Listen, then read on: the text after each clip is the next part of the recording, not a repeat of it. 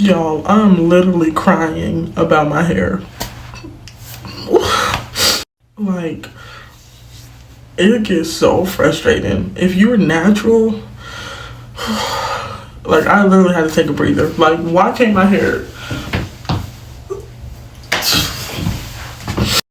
I'm okay. I'm fine. My man is waiting on me, so I gotta go. Didn't know what else to do. I'm ready. No, you ain't. Excited to have your amazing viewer at Comfort for Life. It's another exciting video. I bring to you a compilation of TikTok videos for educational purposes. You're new here, consider subscribing to the channel. We are here to interact. So in the effort of helping people wearing their natural hair, the hair that grows naturally out of their scalp, it's also important for us to acknowledge the struggles that comes with having it natural. I'm not speaking about straight naturals here. If you're straight natural, we'll get there, but let's talk about women who have to walk outside there with their natural hair and how they feel about it. For some, for societal reasons, they feel depressed. They don't want to leave the house whenever their hair isn't done. That's one aspect of it. The second one, it's for personal reasons. You find women who feel masculine whenever they're wearing their natural hair. For some, they look young. They look like 13 years boys, and they're grown. That's why you even heard that lady speaking of, I'm going to meet my boyfriend. So before we dive deep into this, click that like button and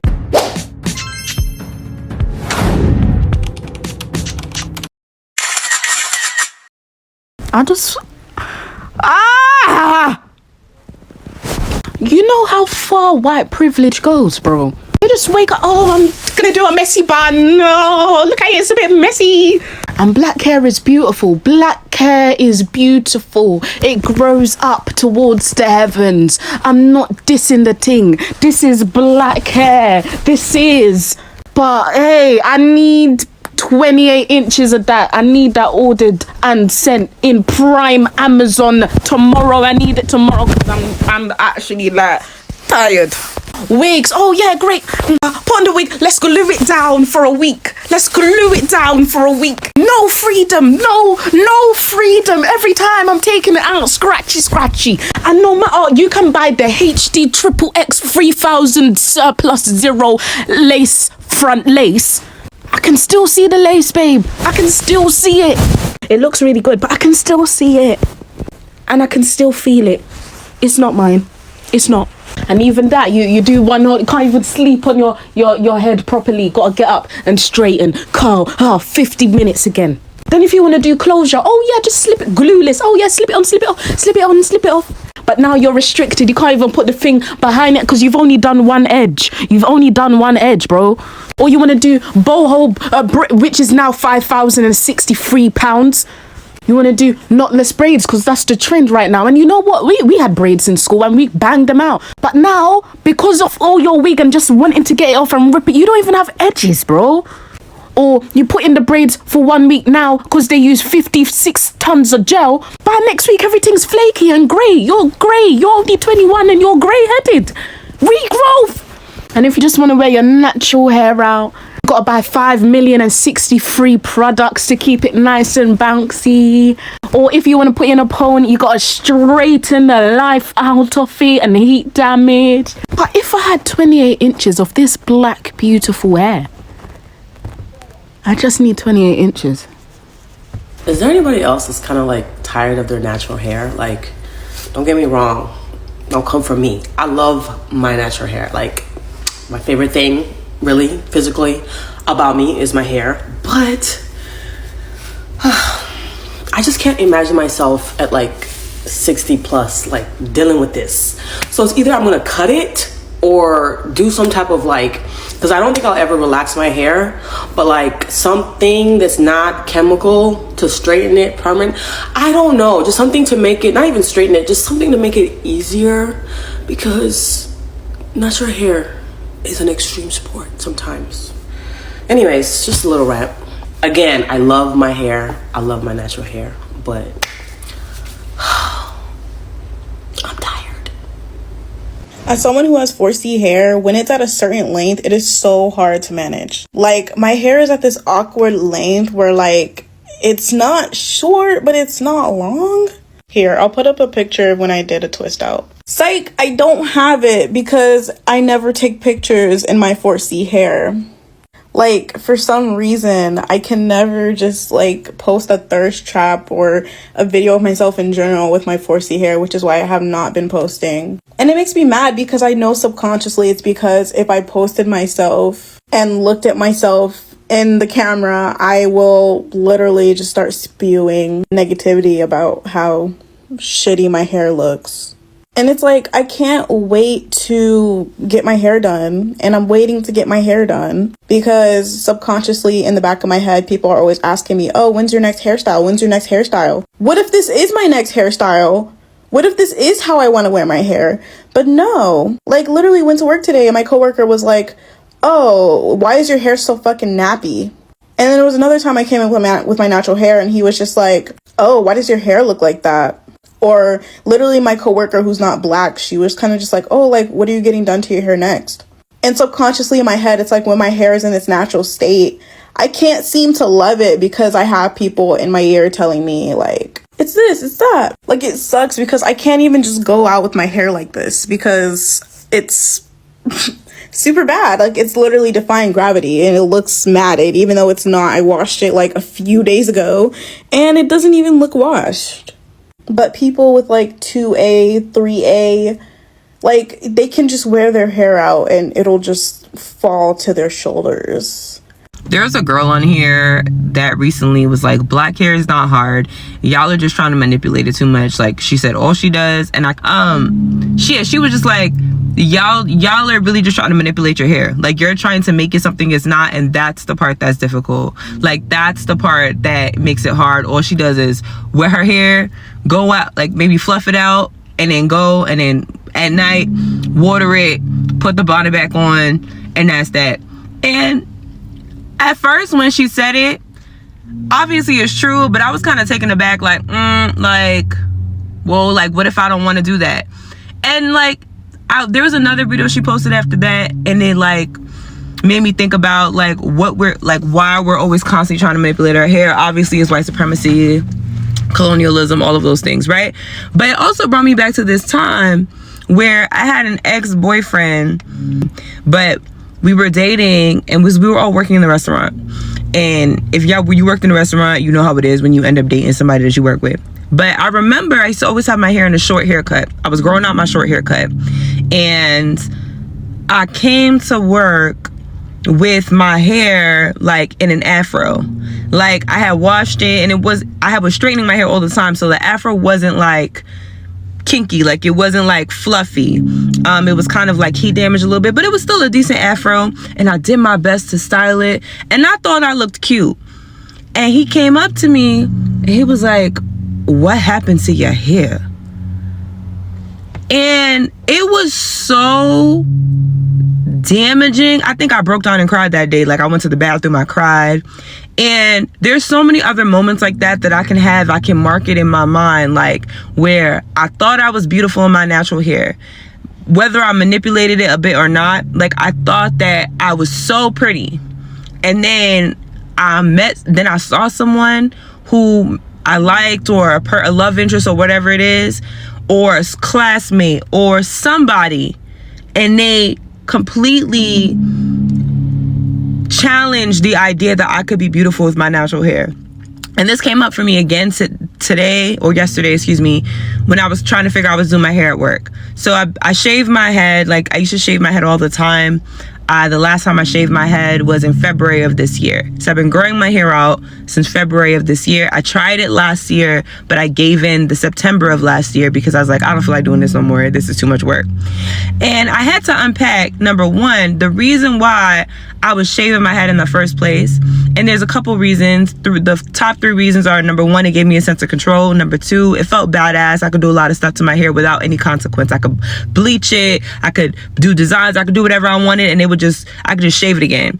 But three, it was the fact that the process of growing my hair and not being able to manipulate it as easily felt traumatic. Like it felt like I had to just face my own aesthetic in a way that I had no control over, and in a way that was like previously demonized. All of that to say, thank you to that girl who posted that message, because in between getting box braids, because I am trying to grow my hair out, and I do know that when I get box braids, my hair grows a lot more than when I leave it out. I don't know why. Some people don't experience that, but I do. But shout out to that girl, because it just reignited the idea that, like, I don't have to manipulate my hair to a certain extent to, like, exist with my natural hair. Like, some days it's gonna look like this. The only reason why it looks like this is because I tried to see if my hair was, I could do a shortcut, like a short, straighter cut, and my hair was like, girl, no. And so I just picked it out, and that's what it is. But yeah, like, self-image and, like, natural hair, and, like, unpacking, like, our own internalized anti-blackness in the context of white beauty standards is always something that is illuminating to me. Like, every single time I think about it, I learn something new about myself, or I have to come to terms with something about myself, about what I think about it, or how I feel about it, or the ways that I'm perpetuating it. And it's just so interesting. Why are Black women constantly put under pressure to show and embrace their natural hair? I'm not going to assume this woman's nationality or girl's nationality. I'm not exactly sure what her age is, but there is historical context as to why Black Americans specifically try really hard to encourage people to embrace their natural hair. Historical context being, our hair is still policed to this day. There are still people who can't get jobs, still people who are getting kicked out of their high schools, specifically here in Texas, for wearing their hair as it naturally grows out of their head. I think what a lot of people don't realize is there's a lot of nuance with the situation. I think if you are wearing your hair straight and you're constantly hearing people say, oh, why don't you embrace your natural hair texture? That can be really, really annoying. The opposite can be really annoying when you're someone like me who primarily wears your hair in its natural state, and you're constantly hearing people say straighten your hair, relax your hair, whatever, etc. However, context matters, because a Black woman who wears her hair primarily straight, the assumption is that you do not like your natural hair. And there is a historical context as to why people would believe that. For instance, our parents, Black American, our parents, they were constantly relaxing their hair to assimilate. There are those of us nowadays who have stories of being told that we should assimilate, that we should change our hair to fit in. And they're not saying this to Black women who are wearing their hair straight. They're not saying this to women who are wearing their hair in wigs, weaves, whatever. They're saying this to Black men and women, Black people who wear their hair natural. That's the context. That's why there's a difference. That's why it matters. I hope this helped. Also, too, I forgot to add this, but there is still a big stigma, even within the Black community, around our natural hair. I have heard it myself to my face. I've seen comments on other women's videos, and there are still a lot of people who look at hair like mine and think it's lesser than. There are still people who have hair like mine that go out in public and they get laughed at. Also, too, just, I don't know if I already mentioned this, but I don't want us to completely ignore the fact that there are a lot, too many, to be honest, too many Black women who legitimately just don't like their hair. They don't like their hair, they don't like the way it looks, they don't like managing it, and thus they look for ways to cover it up so that it never sees the light of day. I don't think there's anything wrong with wanting people to not feel that way, because self-love and self-care go hand in hand. If you do not love your hair, of course you're not going to take care of it. 15 years ago, you would not catch me out in public with my hair like this. The idea of my hair in my natural state created so much stress and anxiety when my hair was in between braid styles. Technically, I'm locking my hair for the second time. Go me. Hopefully it sticks the second time around. Black women's hair anxiety is rooted in structural oppression. Black women have historically been excluded in so many spaces because of our natural hair, and is still today excluded through workplace policies in particular fields of work because their hair is not straight enough or their hair is locked. And there are current court cases of Black women advocating for themselves to have their natural style in the workplace, as well as a lot of our discomfort about our hair is also intergenerational, right? The messages that our ancestors have picked up around sort of how to fit in spaces we don't belong immensely lives in our nervous system. The amount of money Black women spend in hair products has nothing to do with vanity and everything to do with structural harm. I want to invite everyone to let's expand this conversation. There's so much to be said around the way we look at ourselves and the way we embrace ourselves. Nothing's wrong with having a lace front or a weave, relaxed hair, etc. Nothing's wrong with that when that is indeed a choice for you. But is it really a choice if adapting our hair is rooted in anxiety and depression? Cannot wait to hear your comments below. Our hair was not designed to look long naturally down our back. It's just not our hair. Our hair was designed to be voluminous, to grow up and out. Once I finally just submitted to my hair on that, and I stopped trying to fight her and stopped trying to give her all of these extra lofty expectations, I was finally able to just make peace with it. I think our obsession with wanting and loving straight hair so much as Black people is a form of body dysmorphia. Because I don't think there's enough mental health analysis around the ways that texturism actually creates mental health issues, but disconnects to how we look and to our own bodies. The deep hatred and dislike that we are conditioned to have towards kinky hair, I don't feel is natural. I feel like it's a reflection of our society, but then what ends up happening is that we have fragmented ways of seeing ourselves. And we carry these fragments for years and years and years, and we constantly hide and pick away and don't feel like we should be seen if our hair isn't done. And I just really think that a lot of it comes down to issues within body dysmorphia, like the inability to really see yourself. Like, I don't know. I just have a feeling about it. And it makes me sad because within like the mental health field, I don't really feel like I see a lot of language around the ways that anti-Blackness or the ways that we're taught to hate ourselves comes out in how we have like mental health issues, because I definitely think it's related. I remember literally having a panic attack one time when I wasn't able to get my hair to do what it wants. And like, sure, the panic attack could be something that maybe a lot of people will experience, but no, like the way that my brain was feeling like I was almost amounted to nothing because my hair was like being visible. I don't know. It made me feel like something was really going on. And this society really like finds ways to break us, but there's just not so much care put into how it affects a lot of us who are not men. Allow me to wind up this video right here. I was to add on the solutions to these things that others are doing to their hair to make it more manageable. But let's tackle that in the next video. Let me leave you at this particular point. But what I can tell you, you're always going to hair depression. You who is feeling like you can't leave your house if your hair isn't done. It is a journey, and it's a journey. Even those who have overcome are now advocates of the same.